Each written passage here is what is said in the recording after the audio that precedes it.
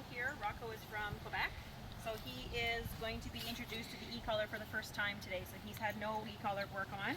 He's been wearing the collar for maybe the last, I don't know, maybe 20 minutes. And he's just getting used to wearing it a little bit. So we're actually going to get him conditioned to the e-collar and do a little bit of intro work with him. So basically him scratching the collar is pretty normal. It's just him getting used to this different device around his neck. It's just basically like an extra collar around his neck. So he'll just have some time to get used to it, just like puppies don't like having a collar around their neck when they're first born, and they get used to it, just like the dog Rocco here will get used to having this around his neck.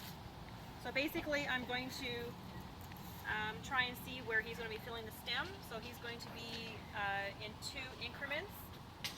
I'm going to be calling his name, and basically we're just having him go in 2 increments so that I can kind of see where he's starting to feel the stem. So I'm going to press the button and say his name, Rocco. So he doesn't come when he's called in most circumstances, so this is pretty normal for him. That's on a level 2. So we're just going to keep going up until he gives me a sign that he's actually indicating that he's feeling the stem. So now it's at 4, Rocco. So I'm going to go up again. I'm going to see if he feels it. Rocco. Now he really felt that, and that was at 6. Okay, so this is a very low level e-collar. I'm going to go down to a 5 because you don't want the dog to have a really big reaction to the e-collar.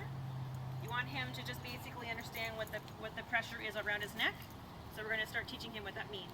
So basically I'm going to call his name, and now I'm going to put the stem on, and what I'm looking for is for him to engage and yield to me.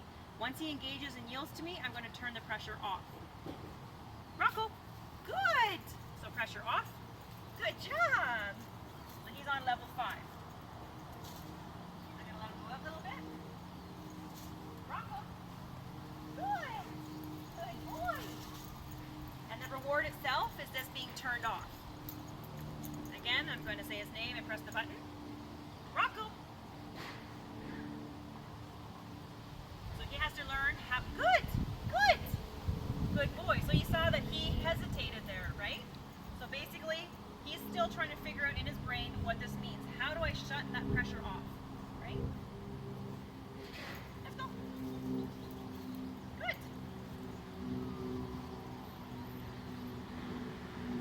A lot of distractions here today.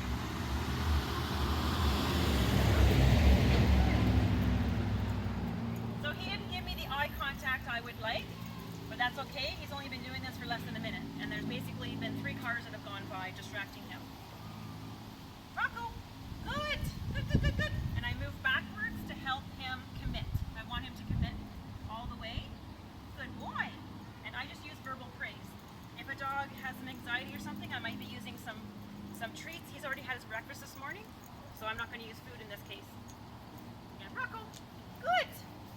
So it comes off as soon as he looks at me. I'm going to move backwards and get him to engage with me. Good. Good boy. Good boy. Let's go. So he's actually catching on pretty quick, like most dogs do with e-collar. And you can see he's not in pain. That's awesome. It's just a different way of communicating with your dog.